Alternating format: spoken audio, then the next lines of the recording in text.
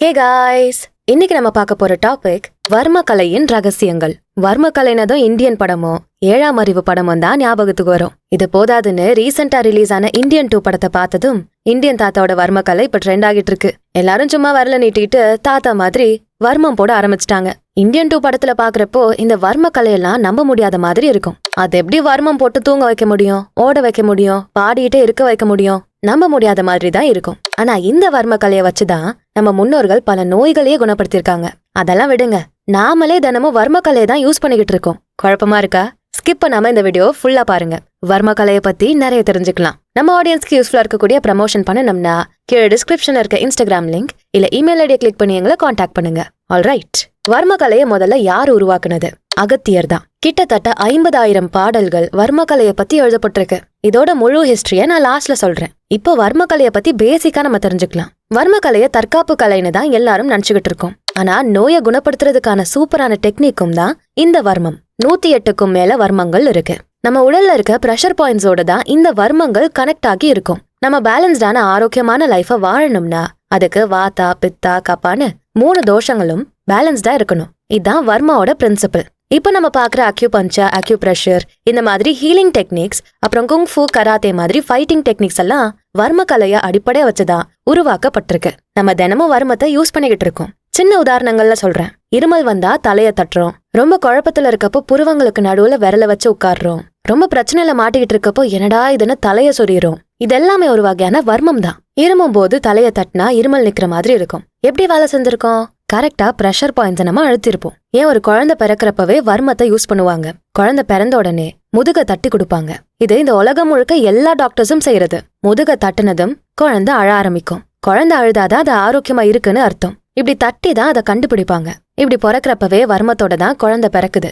வர்மாவோட முக்கியமான செயல்பாடு நம்ம உடல்ல இருக்க பிரஷர் பாயிண்ட்ஸை தூண்டி விடும். சின்ன குழந்தைங்களுக்கு ஒவ்வொரு சனிக்கிழமையும் எண்ணெய் தேய்ச்சி குளிப்பாட்டுவாங்க.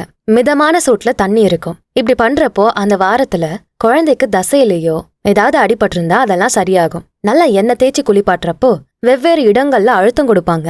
இப்படி வர்ம கலை உடலோட பாதுகாப்புக்காக ரொம்பவே பயன்படுத்தப்பட்டிருக்கு. மருத்துவத்துக்காக இதை பயன்படுத்தலாம் சரி. உண்மையிலேயே இந்த வர்ம கலை மூலமா கொலைலாம் பண்ண முடியுமா? ஒருத்தரை வீழ்த்த முடியுமா? இந்தியன் தாத்தா போடுற வர்மங்கள் எல்லாம் உண்மைதானா? கேரளா, தமிழ்நாடு இந்த பகுதிகளில் அதிகமா யூஸ் பண்ணப்பட்ட தற்காப்பு கலை களரி பயட்டு. இதுல வர்மா பாயிண்ட்ஸ் எல்லாம் எங்க இருக்குன்னு தெரிஞ்சுப்பாங்க. கரெக்டா அந்த பாயிண்ட்ல எப்படி தாக்கி எதிரில இருக்கிறவன தோக்கடிக்கலாம்னு கத்து வச்சிருப்பாங்க. சோ ஆபத்தான நேரங்கள்ல வர்ம கலைய பயன்படுத்தி மத்தவங்களை தாக்கிருக்காங்கன்னு பழங்கால நூல்கள்ல குறிப்பிடப்பட்டிருக்கு. இந்த வர்ம கலைய கத்துக்கிறப்போ அந்த பாயிண்ட்ஸை முழுசா தெரிஞ்சுக்கணும். அது எங்க இருக்கு, அதோட ஆழம் என்ன, எப்படி வேகமா அழுத்தினா தாக்கம் ஏற்படும், இப்படி ஒவ்வொரு டீட்டெயிலும் தெரிஞ்சு வச்சுக்கணும். நம்ம அழுத்துற வேகம், அழுத்துற இடம் இதெல்லாம் தான் ரொம்ப ரொம்ப முக்கியம். வர்ம கலைய வச்சு ஒரு ஆளை கொல்லவும் முடியும், சுயநினைவை இழக்க வைக்கவும் முடியும், குணப்படுத்தவும் முடியும். கோபாலகிருஷ்ணன் ஆசன் ஒரு வர்மக்கலை ஆசிரியர். வர்மக்கலைய முன்னாள் ஆசான்கள் கிட்ட இருந்துதான் அவர் கத்துக்கிறாரு. அவர் வர்மக்கலை பத்தி நிறைய சுவாரஸ்யமான விஷயங்களை பகிர்ந்துக்கிறாரு. நம்ம உடல் மட்டும் தயாரா இருந்தா பத்தாது, மனசும் தயாரா இருக்கணும். உடல் மனம் ரெண்டையும் பயிற்சிக்கு தயார்படுத்தணும். தொடர்ந்து பிராக்டிஸ் பண்ணணும். எங்கெல்லாம் பிரஷர் பாயிண்ட்ஸ் இருக்குன்னு கண்டுபிடிக்கணும். அந்த பிரஷர் பாயிண்ட்ஸ்ல எது நரம்புகள், எது உறுப்புகள், எது எலும்பு, இப்படி வகைகளை கண்டுபிடிக்கணும். பல வருடங்கள் பயிற்சி பண்ணாதான் இந்த கலையை கத்துக்க முடியும். இத பல துறவிகள், ஆசான்கள் தான் கத்து கொடுப்பாங்க. அவங்களுக்கெல்லாம் இது ஈஸியா இருக்கும். பொறுமையோட, டிசிப்ளினோட, கவனத்தோட இந்த கலையை கத்துக்கணும். வர்மா அடிங்கிற தனி கலைய செல்ஃப் கண்ட்ரோல் இருக்க ஆளுங்களுக்கு தான் சொல்லி கொடுப்பாங்களாம். ஸ்டேஜ்ல வர்மாடியை இவங்களால மட்டும்தான் பண்ண முடியும். வெறும் தற்காப்புக்கு மட்டும்தான் இதை யூஸ் பண்ணணும். எதிராளிய காயப்படுத்தவோ துன்புறுத்தவோ இதை யூஸ் பண்ண கூடாது. இவன் தாக்குதல் கடுமையா இருந்தா கூட தற்காப்புக்காக தான் இதை யூஸ் பண்ணணுமே தவிர தாக்க கூடாது. இப்படி வர்ம கலைய பயிற்சி பண்ணக்கூடியவங்களே பல ரூல்ஸ ஃபாலோ பண்றாங்க. இந்த வர்ம கலை மாதிரி இந்தியால மருந்துகளே இல்லாம நோய்களை குணப்படுத்துற பயிற்சிகள்லாம் இருக்கு. அதை தெரிஞ்சுக்கணும் அப்படிங்கிறதுக்காக ஹெய்டல்பர்க் யூனிவர்சிட்டியை சேர்ந்த German cultural anthropologist Roman sailor இந்தியாவுக்கு வந்தாரு. வேலாயுதம் ஆசான் கிட்ட அப்ரெண்டிஸா சேர்ந்து இந்த வர்ம கலையும் மருத்துவத்தையும் எப்படி இணைக்கிறாங்கன்னு கவனிச்சாரு. இந்த கலையை பார்த்த செயிலருக்கு செம ஷாக்கு. ஏன்னா வர்ம கலையை வச்சு உண்மையாவே மருந்தே இல்லாம நோயை குணப்படுத்தினாங்க. இந்த வர்ம கலைக்கான ரகசியங்களை செயிலருக்கு சொல்ல யாரும் விருப்பப்படல.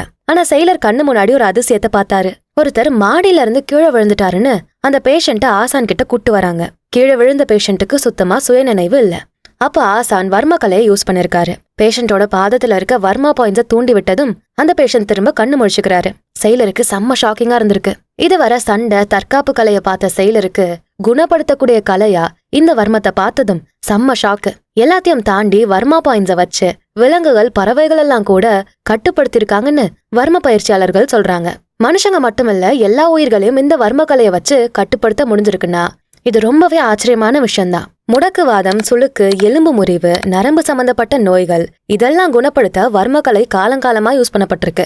சுளுக்கு பிடிச்சிருச்சா எண்ணெய் தேய்ச்சி அந்த இடத்த நீவி விடுவாங்களே, இதுவுமே ஒரு வகையான வர்மம் தான். இந்த வர்மக்கலை ரொம்ப சக்தி வாய்ந்ததா இருக்குன்னு நிறைய பிரைவேட் மார்ஷல் ஆர்ட் அகாடமிஸ் நாங்க சொல்லித்தரோம்னு கத்து கொடுக்க ஆரம்பிச்சாங்க. எல்லாரும் ஈஸியா கத்துக்கலாம்னு மார்க்கெட்டிங் பண்ணாங்க. ஆனா உண்மை என்னன்னா, இந்த வர்மக்கலையில சிறந்து விளங்கணும்னா அதுக்கு ஒரே வழி பாரம்பரிய பயிற்சிகளையும் கொள்கைகளையும் ஃபாலோ பண்ணணும். பழங்காலத்துல எப்படி பயிற்சி செஞ்சாங்களோ, என்னென்ன ரூல்ஸ் எல்லாம் ஃபாலோ பண்ணாங்களோ அதெல்லாம் உன்னிப்பா கவனிச்சு ஃபாலோ பண்ணணும். அப்பதான் இந்த வர்மக்கலையில மாஸ்டராக முடியும். சாதாரண கலை இல்ல இது. பாடி மைண்டு ரெண்டுமே சேர்ந்து செல்ஃப் கண்ட்ரோலோட இயங்கணும். சுய கட்டுப்பாடு இல்லாம வர்மக்கலைய சரியா பயன்படுத்த முடியாது. மொத்தம் 108 வர்மா பாயிண்ட்ஸ் இருக்கு. இதெல்லாமே ஒரு சில கேட்டகரிக்குள்ள வரும். நம்பர் 1 ஸ்தூல வர்மா. இதெல்லாம் உடலோட மேற்பரப்புல இருக்க வர்மா பாயிண்ட்ஸ். தசைகள், தசை நாணங்கள், மூட்டுகள் இதுலதான் இந்த பாயிண்ட்ஸ் எல்லாம் இருக்கும். இந்த பாயிண்ட்ஸ் நம்ம தூண்டுறப்போ மூட்டு சம்பந்தப்பட்ட வலிகள், தசை வலிகள் எல்லாம் குறையும். அடுத்து நம்பர் 2 ஜீவ வர்மா. இதெல்லாம் முக்கியமான வர்மா பாயிண்ட்ஸ்.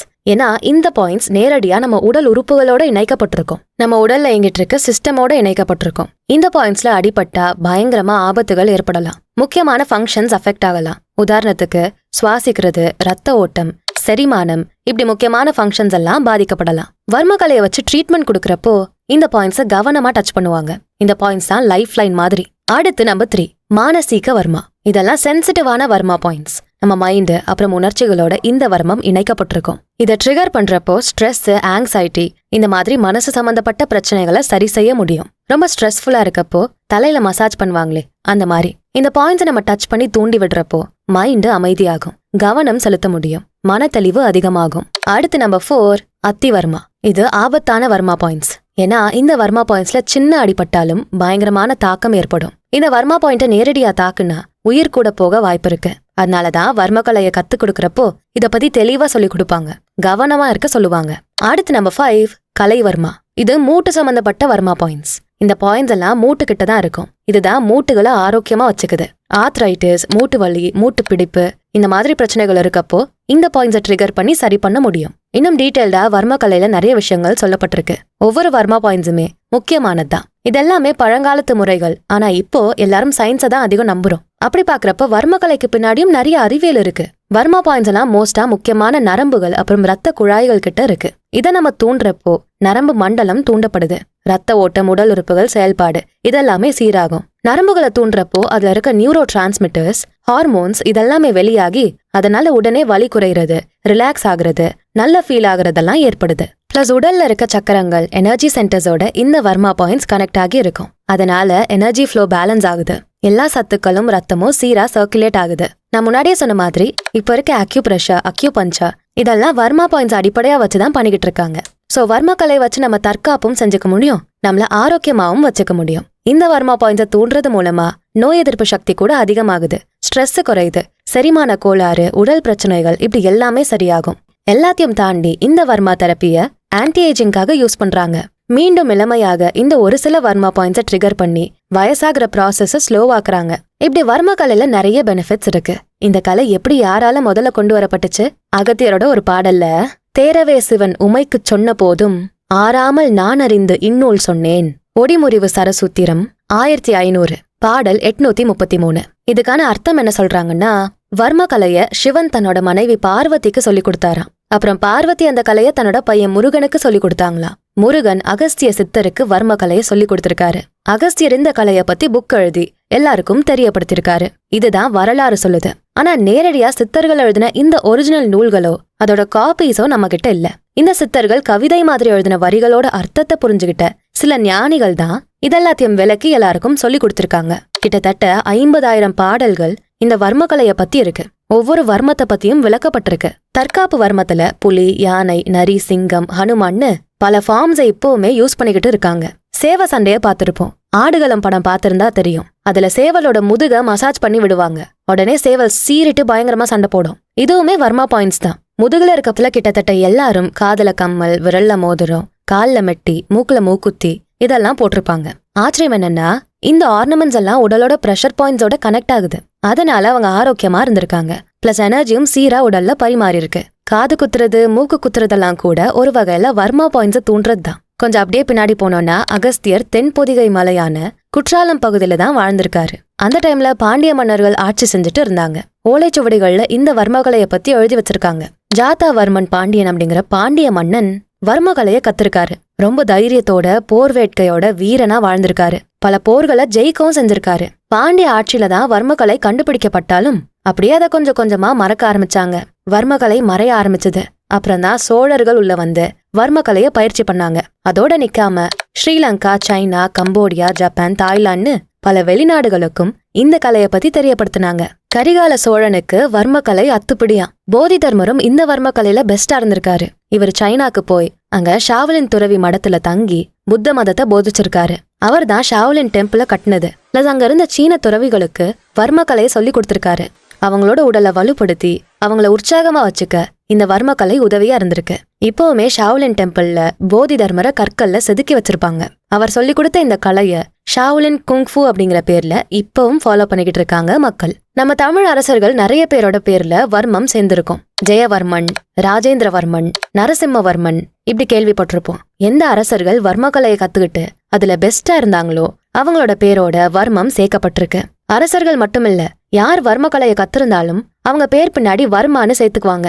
குணவர்மர்னு ஒருத்தர் போதி தர்மர்கள்லாம் முன்னாடியே கிட்டத்தட்ட 320 ஏடிலேயே சைனாக்கு போயிருக்காரு. அங்க ஜாவா தீவுல தான் தங்கியிருக்காரு. அவருக்கு வர்மகலை நல்லாவே தெரியும். அதான் பேர்லயே வர்மான்னு இருக்கு. குணவர்மர் சீசை அப்படிங்கிற மலையில கொஞ்ச நாளா தங்கியிருந்திருக்காரு. ஒரு நாள் ஒரு புலி அவர்கிட்ட வந்திருக்கு. அந்த புலியோட தலைய ஒரு குச்சிய வச்சு குத்திருக்காரு. உடனே அந்த புலி அமைதியாக இருக்கு. இத பார்த்த கிராமத்து ஆளுங்களுக்கு செம்ம ஷாக்கு. அந்த மலையில அதிக காட்டு விலங்குகள் வரப்போக இருந்திருக்கு. அதுங்க கிட்ட இவர் வர்மகலை யூஸ் பண்ணிருக்கிறத நிறைய பேர் பாத்திருக்காங்க. வர்மகலையில தியானம் செய்யறப்போ பல உருவங்கள் எடுப்பாங்க. அப்ப அதே குணவர்மன் மலையில இருக்க குகையில தியானம் செஞ்சுட்டு இருந்தப்போ மக்கள் அவரை பாக்குறாங்க. ஆனா அங்க பளிச்சுன்னு வெளிச்சத்தோட ஒரு வெள்ளை சிங்கம் உட்காந்து தியானம் பண்ற மாதிரி தெரிஞ்சிருக்கு. சோ தியானம் பண்றப்போ வர்மகலையில சிறப்பா இருக்கவங்க இந்த மாதிரி உருவங்களையும் வெளிப்படுத்திருக்காங்க. அதுவும் ஒளி ரூபத்துல மட்டும்தான். இன்னொரு முறை நல்லா மழை பெஞ்சிட்டு இருந்தப்போ இவர் மேல மட்டும் தண்ணி விழாம இருந்திருக்கு. இவர் மட்டும் நனையாம இருந்திருக்காரு. இது எல்லாமே புக்ல பதிவு செய்யப்பட்டிருக்கு. கேட்க நம்ப முடியாத மாதிரி இருக்கலாம். ஆனா வர்மகலையில பல ரகசியங்கள் ஒளிஞ்சிருக்கு. அதுல சிலதை கண்டுபிடிச்சு நிரூபிக்கவும் செஞ்சிருக்காங்க. வர்மகலையில ரொம்ப ஆச்சரியமானதே நோக்கு வர்மம் தான். போதி தர்மர் டாங்லி பண்ற மாதிரி ஒருத்தங்களை பார்த்தே அவங்கள கட்டுப்படுத்துறது. பார்வையாலேயே கட்டுப்படுத்துவாங்க, தாக்குவாங்க. வர்மகலை இப்பவுமே பயிற்சி செய்யப்பட்டுகிட்டு இருக்குதான். ஆனா இதோட முழு ரகசியங்கள் இன்னும் நிறைய தெரிஞ்சுக்க முடியல. வர்மகலையில சாதாரணமா இப்ப பாக்குறத தாண்டி பல ரகசியங்கள் ஒளிஞ்சிருக்கு. வர்மகலைய கத்துக்கணும்னா அந்த மாணவன் ஒரு ஆசான தேடணும். சாதாரண அகாடமி எல்லாம் வச்சு இதை கத்துக்க முடியாது. குருக்கள் கிட்ட தான் கத்துக்க முடியும். வர்மகலையில மாஸ்டரா இருக்கவங்க தான் பெஸ்டா முழு பயிற்சியை கொடுக்க முடியும். அதுவும் பாரம்பரிய முறையில. முன்னாடி காலங்கள்ல எப்படி நடக்கும்னா ஆசான தேடி போவாங்க, காணிக்கைய அதாச்சும் கொடுப்பாங்க. அப்புறம் ஆசான் குருக்கள் எல்லாம் சேர்ந்து பூஜை பண்ணுவாங்க. முதல்ல கலரி தான் கத்து கொடுப்பாங்க. பிரார்த்தனை முடிச்சுட்டு வர்மா பாயிண்ட்ல கும்பிடு காலமா சொல்லி கொடுப்பாங்க. அடுத்ததா பூமி காலம் அப்படிங்கிற பாயிண்ட். அப்புறம் கத்துக்கிட்ட ரெண்டையும் மனசார ஃபீல் பண்ணணும். இதுதான் ஆரம்பத்துல கத்துக்கிறது. அப்புறம் 3 வருஷத்துக்கு வெறும் கலரி தான் சொல்லி கொடுப்பாங்க. எப்படி மாணவன் கத்துக்கிறான்னு ஆசான் நோட் பண்ணிக்கிட்டே இருப்பாரு. அதை வச்சுதான் அடுத்தடுத்த வர்மம் பாயிண்ட்ஸ கத்தே கொடுப்பாங்க. வர்மம் பாயிண்ட்ஸ் எல்லாம் ஞாபகம் வச்சுக்கிறது ஈஸி இல்ல. ஆசான் அந்த மாணவனை தொட்டு இந்த இடத்துலதான் வர்மா பாயிண்ட் இருக்குன்னு சொல்லி கொடுப்பாரு. ஒரு குட்டி மரக்குச்சி எடுத்து அதை அரிசி மாவுல முக்கி அதை எடுத்து மாணவனோட உடம்புல வர்மா பாயிண்ட்ஸ் இருக்க இடத்த டச் பண்ணுவாரு.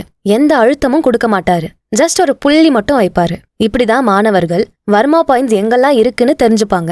கத்துக்கிறப்ப பொறுமையும் ஒழுக்கமும் ரொம்ப அவசியம். ஆசான் மாணவனை கவனிச்சுக்கிட்டே இருப்பாரு. கலைய கத்துக்கிறதுக்கான தகுதி அவனுக்கு வந்தாதான் அடுத்த ஸ்டெப்புக்கே போவாரு. ஏன்னா இந்த வர்மகலை ஆபத்தையும் கொண்டு வரும். அதனால ஆசான் சேஃப்டியை பார்த்துட்டு தான் சொல்லி கொடுப்பாரு. 7 வருஷத்துக்கு அப்புறம் தான் வர்ம திறவுகோலே சொல்லி கொடுக்கப்படும். எப்படி இந்த வர்மா பாயிண்ட்ஸை ஆக்டிவேட் பண்றதுன்னே இப்போதான் சொல்லி கொடுப்பாங்க. 12 வருஷம் பயிற்சியை முடிச்சுட்டு ஃபுல் டிசிப்ளினோட உறுதிமொழியெல்லாம் எடுத்ததுக்கு அப்புறம் தான் இந்த வர்மா பாயிண்ட்ஸை எப்படி கரெக்டா ஆக்டிவேட் பண்றது, வர்ம கலையை முழுசா எப்படி செய்யறதுன்னு கத்து கொடுப்பாங்க.